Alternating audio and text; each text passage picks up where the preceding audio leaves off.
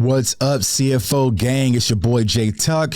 Real Cowboys fans, stand up. So the Dallas Cowboys just suffered their first loss of the season versus the 0-2 Arizona Cardinals. So I'm going to start with the positives, right? So we had Tyron Smith out, we had Zach Martin, we also had Tyler Biadasz. And I didn't like, Tyron Smith being full uniform. Like, if you can't play, bro, just go put your street clothes on. You know what I'm saying? Like, that's how I kind of felt the whole Tyron situation. But with Chima Udoka, Tyler Smith, also Braden Hoffman, and also TJ Bass, I feel like they played decent. You know what I'm saying? There was some lapses. Chima Udoka kind of settled in the second half. The first half, he was out there getting cooked. And I was like, man, how long is this really going to last, right? But I think overall, those guys played solid. I like what I saw from Tony Pollard getting over 100 yards rushing. Also, I like the plays that I saw from Rico Dowdell. CeeDee Lamb had some opportunity. We saw some emergence of Michael Gallup. And also, Dak Prescott played well until the final throw, right? So, overall, I would say those are kind of my positive takeaways. Now, let's get into the negatives, right? The negatives, very, very sloppy performance on both sides of the ball. Way too many penalties, way too many flags. And we at the NFL level, hell, any level, right?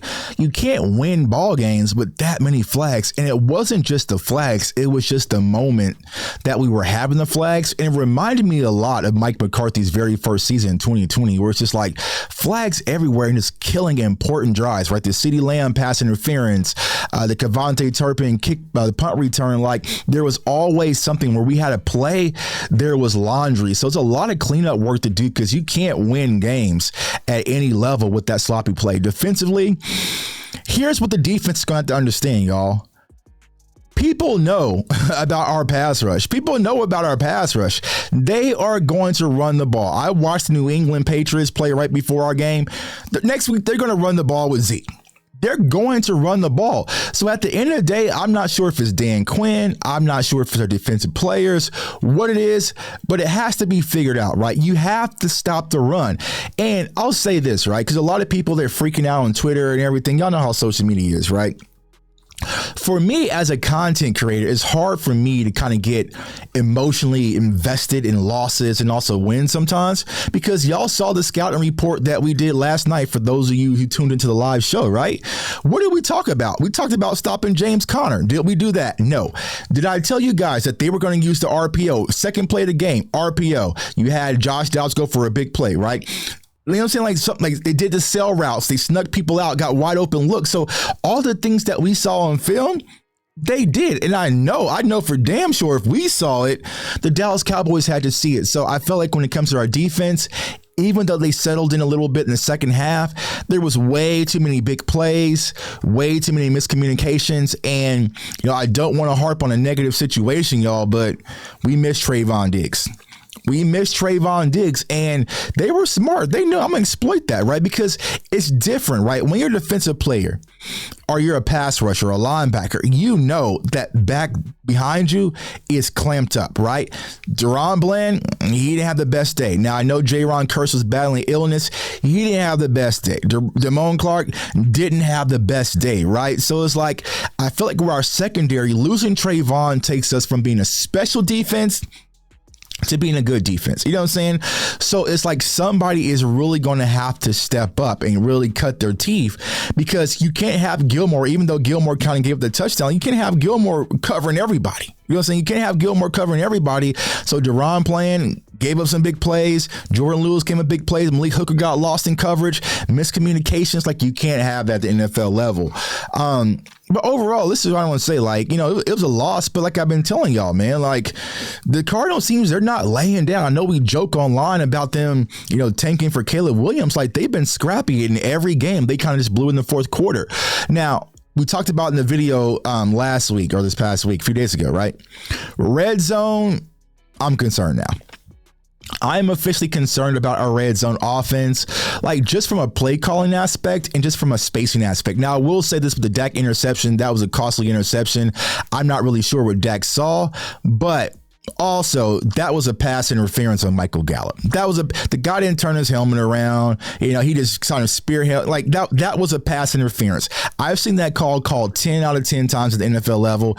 I don't know why that was not a flag and they pulled the flag, but it just is what it is, right? But when it comes to our play call in the red zone, I feel like we tighten up a little bit with our spacing, and we're going to go through it once again, this week. But everything was bagged. Like everything was bagged. You know what I'm saying? So there wasn't really anything open. So I feel like from a concept situation, we're going to have to get a little bit more creative in the red zone.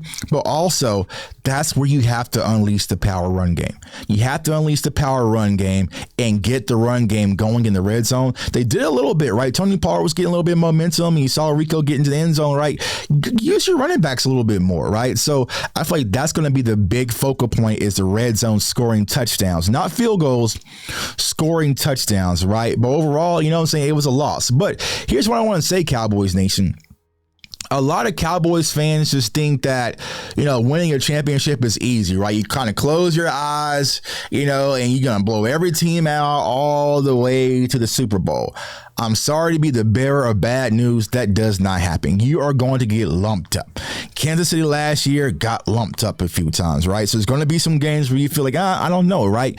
But you got to improve. You got to go in, lick your wounds, and find out, okay, what really transpired and what really happened last game, and you got to improve. But I'm telling y'all, if the Dallas Cowboys defense cannot stop the run, every game from you got the freaking Patriots to the 49ers to the Chargers to the list goes on to Philadelphia, they are going to run the ball down your throat till you can prove otherwise. And what did they do, right? Just like we talked about, a lot of counters, getting James Conner out on the edges, like they did everything we talked about last night, and the Dallas Cowboys did not stop it. So when you add not being able to stop the run, tons of penalties, right, and not being able to put up points in the red zone, you're going to lose ball games. So, I feel like the Cowboys, they got to get back in rhythm. They got to get healthy. Like this PTO stuff, I don't care. And hamstring here, and MRI right here, and nah, I'm done with that, bro.